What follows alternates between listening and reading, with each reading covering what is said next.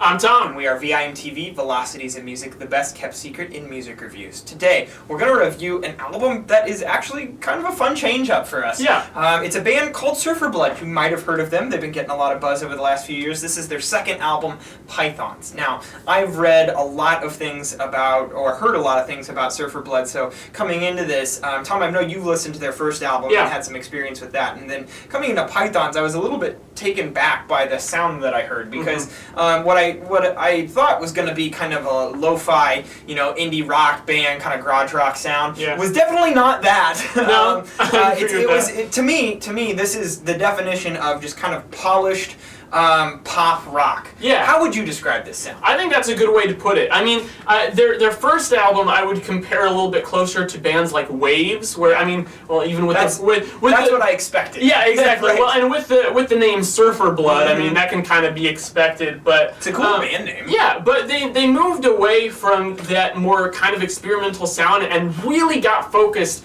on this very kind of pop rock sound. And I'm going to go ahead and jump in and make a comparison here, make an assertion that I think might piss some people off.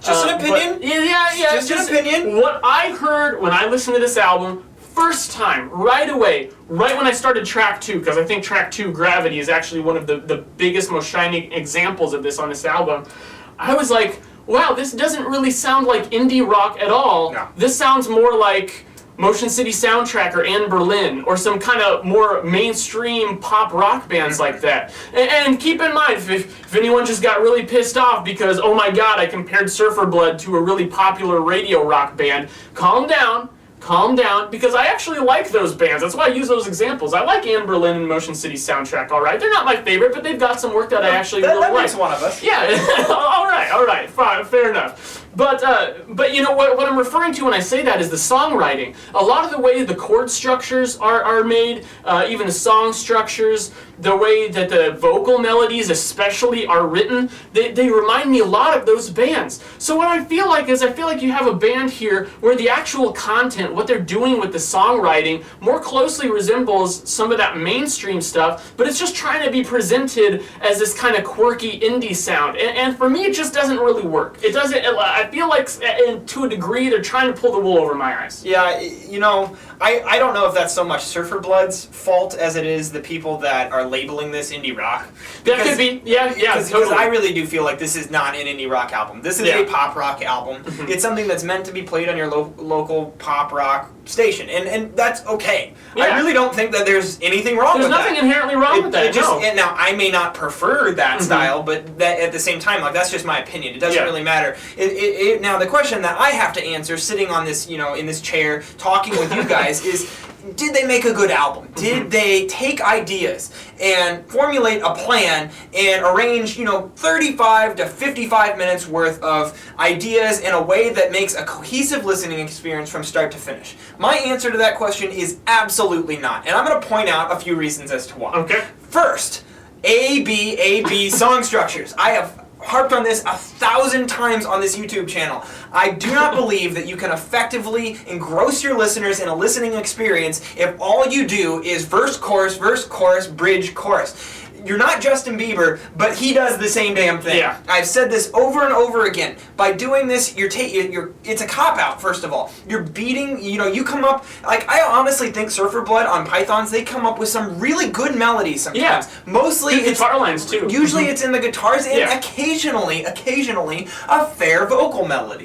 However, the thing is that I may think it's good the first time I hear it, but then they beat it into my head so many times because I'm going to hear the same verse 3 times and the chorus 4 times. And then a bridge that's really could have been more creative than what it was. And that's the way every single song is. Every single song comes off as predictable. I feel like once I'm a minute and a half into it, I'm done. I'm moving on. And even within those songs, they're kind of a one-trick pony, track by track, because it's not the kind of listening experience where you're loving every second of every song. It's kind of like either the verse is pretty good and the chorus is forgettable, or maybe there's something in the chorus that's nice, but the verse is just kind of like blah, filler time until you get there. So when you take that very predictable song structure and you fill it with elements that aren't really very engaging to begin with, then what are you left with? You're left with kind of some bland applesauce. Right, right. Really and the other thing is, it was when you're relying on the verse chorus structure. You don't have to do creative things like change your structure and provide like big builds for dynamics and things like that to capture your listener's attention, because you're literally just beating the same thing, the same melody over and over into their head. They're going to remember it easier. Yeah, and for the whole album, I felt like, you know, you mentioned dynamics.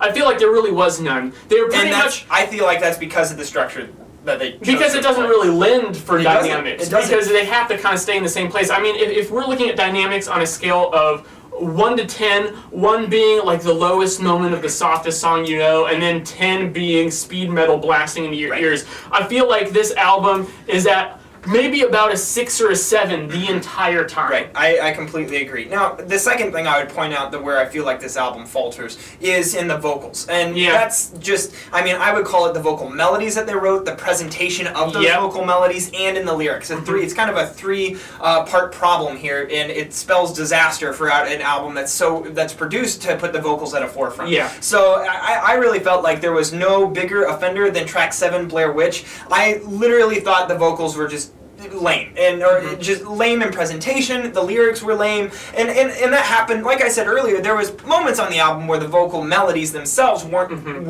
bad at all. In fact, they were quite catchy. But overall, the presentation I would grade like a D, and just a lot more that I would want out of that. The third thing I want to point out is Tom and I picked the same 3 tracks. Track 1, Demon Dance. Track 3, Weird Shapes. Track 5, Squeezing Blood. Those, to me, those are the tracks. I'm jumping here. Those are the tracks to me that had the most iconic guitar hooks, the best vocal melodies presented. Overall, they did the least amount of damage to the listening experience and kind of were selling the album for me. However, after track 5, you know, you still have 5 more tracks. I really felt like the quality just dropped off. Especially right after track 5 there. Say Yes to Me, Blair Witch, Needles and Pins. And sadly, this is indicative of most albums that employ the A-B structure on every single track. And while they did do some, in like track 8 and track 9, they changed up the time signature a little bit, they still followed the same structure, and it wasn't big enough of a time change. It wasn't drastic enough that it actually changed their sound, so it was still predictable. And by that time, I was sick of it. I'd heard all these ideas 1,000 times before, and really it's the same idea over and over again. So really, I mean, they just kind of packaged this album in a way that just did not, for me anyways, I can't see how this would make a really good listening experience. Now, that being said, if you're into rock music that is a bit popular, very accessible, something that you don't have to analyze and care about, you might actually love this album because of all the pop rock I've heard. This is not a bad album. No, it's not terrible. It's just for what I'm looking for and for what I believe most of our viewers are looking for. They're looking for a bit more of an album listening experience that you can put on from start to finish, really not only have an emotional connection with, but also have, you know, what's the word? An intelligent connection with intellectual. Intellectual connection with that. You're actually like analyzing it and getting, you know, good vibes from being able to pick it apart and figure out what they're doing. This just Pythons did not provide that for me in any way, shape, or form. I'm going to go 59 on this album. I'm going 57. So upper 50s. That means, contrary to what it seems like, that actually means that there are good qualities of this album. It's just we found a lot of bad qualities, or qualities that turned us off, that really just made us not want to recommend this album to you guys. Like I said earlier, though, you guys may love this album. So if you're into this sort of music, definitely give this a shot. And please understand that we do not want you to avoid an album that you could potentially love. Music is all about opinion and all about the experience that you have when you listen to it. So if you're listening to this, loving it, leave us a comment, because we appreciate that too. Please leave us a comment at www.velocitiesmusic.com or youtube.com/velocitiesmusic. As always, follow us on Twitter, like us on Facebook, and let us know what albums from 2013 you've been listening to lately. I'm Jake. I'm Tom. And we are VIMTV, moving music critique forward. It didn't do it!